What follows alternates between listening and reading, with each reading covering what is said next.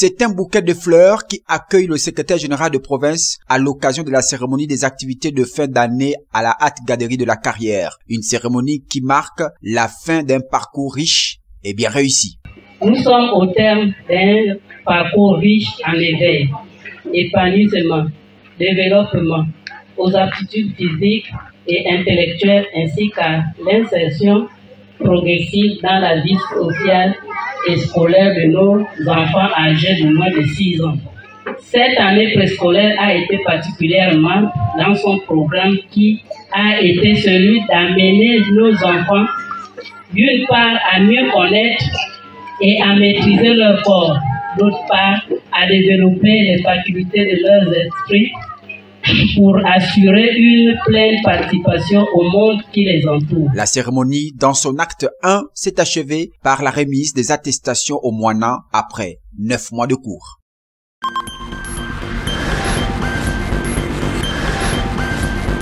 Danse, sketch, chant et bien d'autres pour rehausser cet événement qui met fin aux activités scolaires 2024-2025.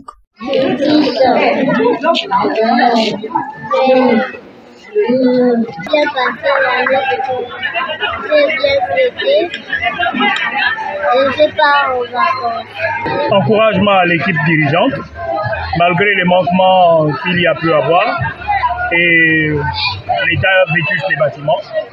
Mais sinon, l'équipe dirigeante est encouragée.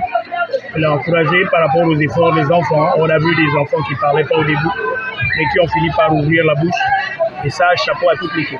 Sous le regard des autorités locales, les moinants de la Haute Galerie de la Carrière, par ses prestations, démontrent que les 9 mois passés auprès de leurs enseignantes a été riche en apprentissage.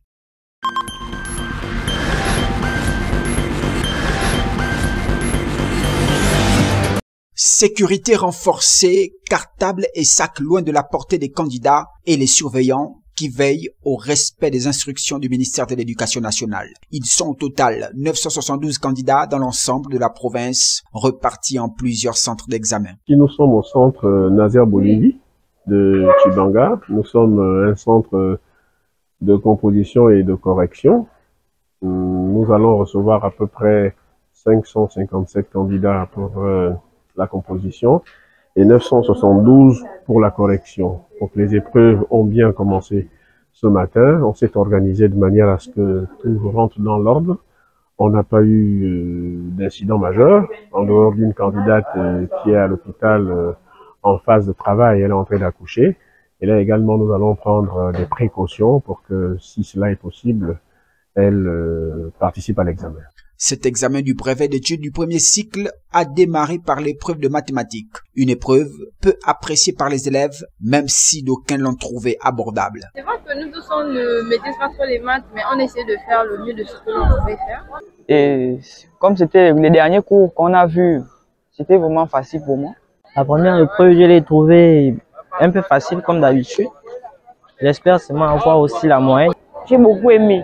Parce que je me suis basé plus sur ce qui est venu. En attendant les résultats officiels, les candidats restent sereins et espèrent obtenir de meilleurs résultats.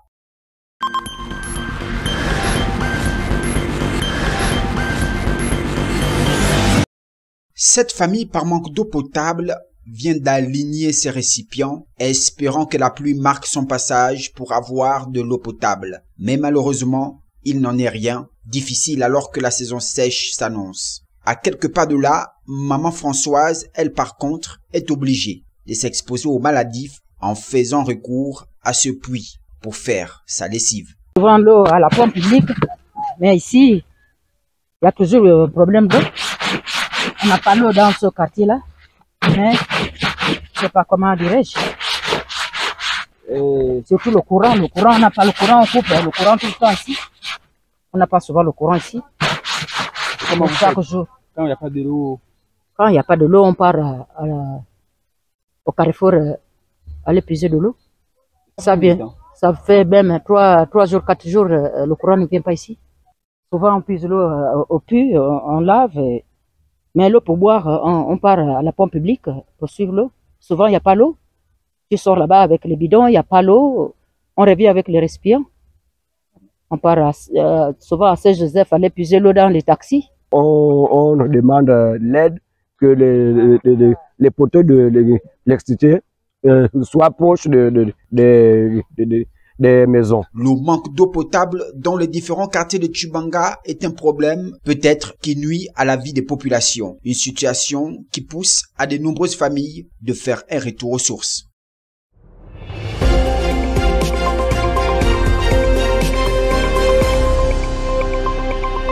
Agnogué Akwa n'aurait jamais cru se retrouver à nouveau dans une plantation de cacao. À 47 ans, lui qui avait quitté la campagne pour suivre une carrière d'ingénieur. Mais depuis 2023, il est de retour sur les terres de son père. Une nouvelle vie commence. J'ai grandi dans un endroit où on faisait du cacao. Mais ce n'était pas rentable. À l'âge de 20 ans, maintenant, j'en ai 47. J'avais ma première plantation, mais elle ne rapportait rien. Parce qu'à l'époque, un sac de cacao était vendu 35 ou 25 000 naira, selon le poids, soit 19 ou 13 euros. Dans l'état de Cross River, près de la frontière camerounaise, Akwa fait partie de cette génération de nouveaux entrants sur le marché, attirés par la montée des prix du cacao. Le sac standard de 64 kg est passé de 60 000 naira en avril 2022 à 800 000 à la fin de 2024, soit un euro de 33 à 442. Dans les régions productrices, on parle maintenant des Cocoa Boys. Oui, vous pouvez m'appeler Cocoa Boy, me considérer comme ça. Je sais que maintenant, quand on touche le cacao, les gens vous voient comme quelqu'un d'important. Ici ou ailleurs. Toute la filière profite de cette envolée des prix, producteurs, acheteurs, exportateurs, aidés en plus par la dévaluation du naira, la monnaie nigériane. Un paradoxe alors que l'économie nigériane s'enfonce dans la crise et que la population s'appauvrit. Les acteurs du cacao, eux, sont largement protégés. Le Nigeria est le troisième producteur africain de cacao avec 315 000 tonnes pour l'année 2022-2023.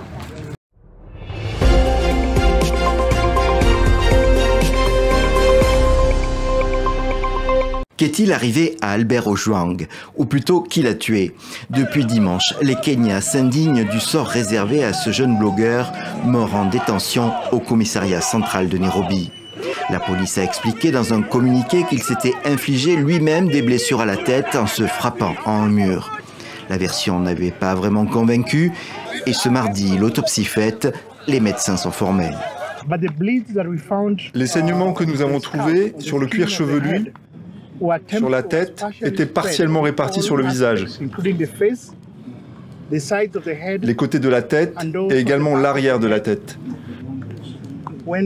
Lorsque nous les associons à d'autres blessures présentes sur le corps, y compris les membres supérieurs et sous le tronc, alors il est peu probable qu'il s'agisse d'une blessure auto-infligée. Le rapport des médecins confirme les soupçons de la famille et aujourd'hui, elle demande des comptes à la police. Aujourd'hui, ces résultats arrivent et montrent que mon enfant est mort des blessures subies après avoir été battu. Et j'ai besoin que vous m'expliquiez pourquoi vous avez tué mon enfant. Selon la loi, vous devez dire pourquoi vous avez tué mon enfant. Que vous a-t-il fait pour mériter la mort? Albert Ojwang avait été arrêté vendredi chez lui à Homa Bay, dans l'ouest du Kenya. Il avait ensuite été ramené à Nairobi, à 400 km de là. Selon l'inspecteur de la police, un de ses adjoints se serait plaint des publications du blogueur sur les réseaux sociaux. Lundi, une petite manifestation s'est formée pour protester contre la mort du jeune homme. Elle a été vite dispersée. La police est souvent blâmée au Kenya pour la violence exercée sur les voix critiques et les manifestants. La répression de grandes manifestations, il y a tout juste un an, avait tué au moins 60 personnes. De plus, des habitants sont enlevés et disparaissent, au moins 80 depuis un an, selon l'estimation des associations de défense des droits humains.